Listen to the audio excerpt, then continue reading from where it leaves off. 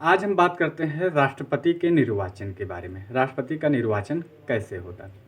Hello दोस्तों, जय हिंद। आपका स्वागत है अपने चैनल बेस्ट नॉलेज स्टडी में। मैं हूं प्रमोद यादव।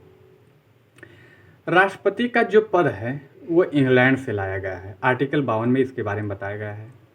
आर्टिकल 53 में राष्ट्रपति की कार्यपालिका के बारे में बताया गया है। औपचारिक रूप से कार्यपालिका जो है राष्ट्रपति के हाथ में होता है, लेकिन वास्तविक रूप से प्रधानमंत्री के पास होता है कार्यपालिका।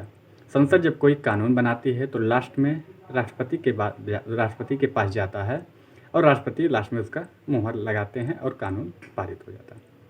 आर्टिकल 54 में राष्ट्रपति के निर्वाचन के बारे में बात किया गया है और आज इसी पर हम चर्चा करेंगे। देखिए, राष्ट्रपति का निर्वाचन एकल संक्रमणीयता अनुपातिक प्रणाली द्वारा अप्रत्यक्ष रूप से होता है। हम एक एक के बारे में चर्चा भी करेंगे। देखिए, संसद में 2 सदन होते हैं, लोकसभा और राज्यसभा। विधानमंडल में विधानसभा और विधान परिषद होते हैं।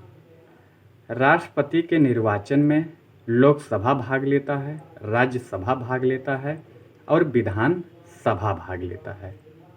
लेकिन इनके निर्वाचन में राष्ट्रपति के जो 12 मनोनीत सदस्य होते हैं, जो मनोनीत करते हैं राष्ट्रपति 12 सदस्यों को, और प्लस विधान परिषद, ये दोनों भाग राष्ट्रपति के निर्वाचन में नहीं लेते हैं। राष्ट्रपति के द्वारा जो 12 मनोनीत सदस्य होते हैं और विधान परिषद, ये भाग नहीं लेते हैं। विधान परिषद इसलिए भाग नहीं लेता क्योंकि यह 28 राज्यों में नहीं है। ये सिर्फ 6 राज्यों में विधान परिषद है। इसके पहले जम्मू कश्मीर भी था, 7 राज्य थे, लेकिन जम्मू कश्मीर से विधानसभा हटा दिया और यह केंद्र शासित प्रदेश बना दिया गया है जम्मू कश्मीर को। तो 6 राज्य हुआ है, यूपी, बिहार, महाराष्ट्र, कर्नाटक, तेलंगाना और आंध्र प्रदेश। ये 6 राज्य हैं। अब बात हम करते हैं कि लोकसभा में अधिकतम 552 मेंबर होते हैं, लेकिन 2 एंग्लो इंडियन निरस्त कर दिया गया है, तो 550 हैं, जिनमें भी प्रेजेंट टाइम में 543 मेंबर हैं। लेकिन वहीं राज्यसभा की बात करें, इसमें 245 मेंबर होते हैं, जो कि 233 राज्यसभा के सदस्य और 12 मनोनीत सदस्य होते हैं। तो 12 मनोनीत सदस्य प्लस विधान परिषद, ये राष्ट्रपति के चुनाव में भाग नहीं लेते हैं। और वहीं लोकसभा और राज्यसभा और विधानसभा भाग लेती है। केंद्र शासित प्रदेश के 2 हैं, जैसे दिल्ली और पांडिचेरी, ये भी विधानसभा है, तो ये भी भाग लेते हैं। एकल संक्रमणीयता अनुपातिक प्रणाली द्वारा अप्रत्यक्ष रूप से राष्ट्रपति का निर्वाचन होता है। एकल संक्रमणीयता मतलब होता है कि वरीयता क्रम में, जैसे अगर 3 सदस्य राष्ट्रपति पद के लिए खड़े हुए हैं, तो आप सबसे ज़्यादा किसे पसंद करते हैं, इसके बाद किसे पसंद करते हैं, इसके बाद आप किसे पसंद करते हैं। इस प्रकार आप वोट डालते हुए आते हैं। जैसे पहले नंबर पर आप किसको पसंद कर रहे हैं, दूसरे पर आप किसे पसंद कर रहे हैं, तीसरे पर आप किसे पसंद कर रहे हैं। इसी वरीयता क्रम से आप वरीयता से वोट डालते हैं। वोट डालने के बाद जब इसकी गिनती होती है, तो जब वोट का पूरा मत आ जाता है, तो कभी ऐसा भी होता है कि ये 2 मेंबर को बराबर वोट मिल जाता है। तो ऐसे में ये होता है कि द्वितीय फिर भेज आता है, यानी द्वितीय चरण आता है। तो ये बीबी गिरी के समय में हुआ था। बीबी गिरी उस समय 1969 में उपराष्ट्रपति थे। राष्ट्रपति डॉक्टर जाकिर हुसैन जी थे। उनकी कार्यकाल में उनकी मृत्यु हो गई। तो संविधान में यह बताया गया है कि यदि राष्ट्रपति की मृत्यु हो जाए तो उनका स्थान, उनके पद पर उपराष्ट्रपति को बैठाया जाता है। तो उस समय उपराष्ट्रपति बीबी गिरी थे।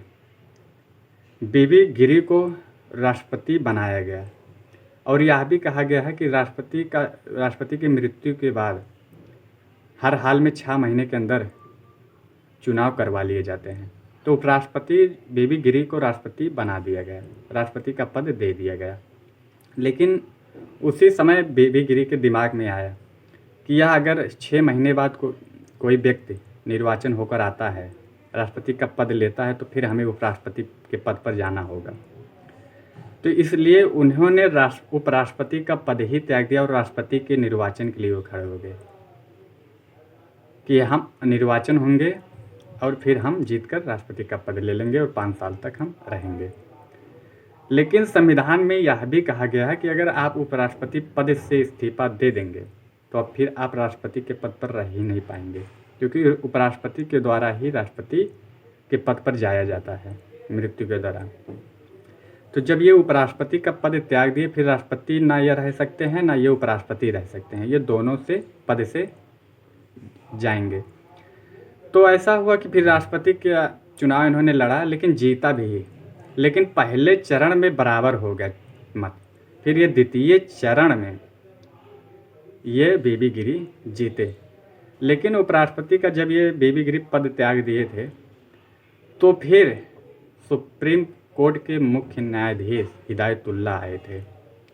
राष्ट्रपति डॉक्टर जाकिर हुसैन की मृत्यु हुई तो उपराष्ट्रपति के पद पर बीबी गिरी थे। बीबी गिरी राष्ट्रपति के पद संभाला, लेकिन उन्होंने उपराष्ट्रपति का पद त्याग दिया, तो दोनों पदों से गए। फिर आते हैं हिदायतुल्लाह, यानी सुप्रीम कोर्ट के मुख्य न्यायाधीश हिदायतुल्लाह पद को संभालते हैं।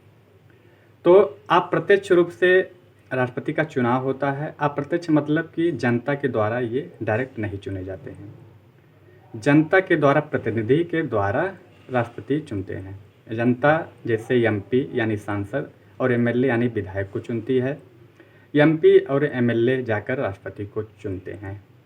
तो हमें आशा है कि आप लोगों को समझ में आया होगा। तो बहुत बहुत धन्यवाद। जय हिंद, जय भारत।